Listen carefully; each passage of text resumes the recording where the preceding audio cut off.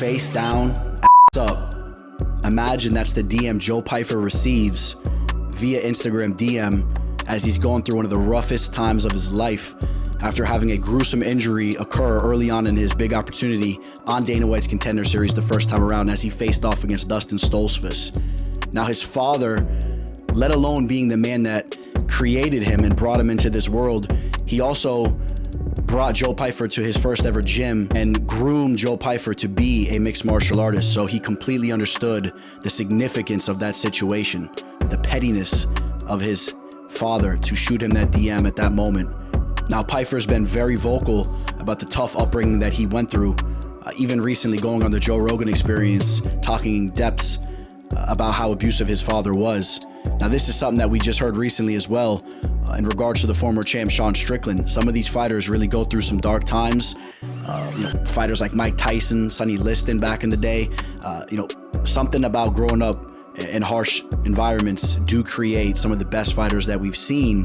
Pyfer has already showed us how resilient he is, healing up from that gruesome injury, an injury that still affects him to this day. But we saw him come back in that redemption fight on Dana White's Contender Series, get the finish in the second round over Ozzy Diaz, get the UFC contract, and now he is 3-0 inside the octagon, and he is headlining an event here against a true veteran in the game in Jack Hermansson. He's a hefty favorite to get the job done. Not only is he a hefty favorite, he's a -175 favorite to get the finish in this fight. I think that really shows the potential that the masses feel Joe Bodybags Pyfer has moving forward. One thing I can say for sure is Pyfer is a guy that's gunning for the belt in the middleweight division. So far in the octagon, Joe Pyfer has been averaging just 4 minutes and 45 seconds per fight. He's averaging under 1 round in his shortly lived UFC career, showing to be a bona fide finisher. Recently, Pyfer called out multiple men in the division, feeling that he matches up very well with them. The confidence isn't lacking whatsoever. He even called out the biggest prospect in all of mixed martial arts, Bo Nickel, stating that he doesn't feel that a pretty boy like Nickel is going to like to play around with the power that Pyfer possesses. He thinks that he just won't be able to take it and that he will wilt. There's no question that Pyfer has great potential in this division, but he still has a tough road in front of him. Unfortunately for Joe Pyfer, a tough road is nothing unfamiliar to him.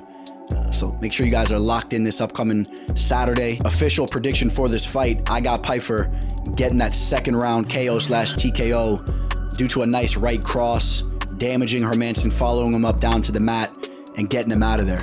Personally, I feel if Pyfer ever gets his mitts on the gold, that it would have been more gratifying for him to have proved his abusive father wrong and to have stuck it to him and to have accomplished something that his father could have never have done, even more so than just becoming the UFC middleweight champion of the world.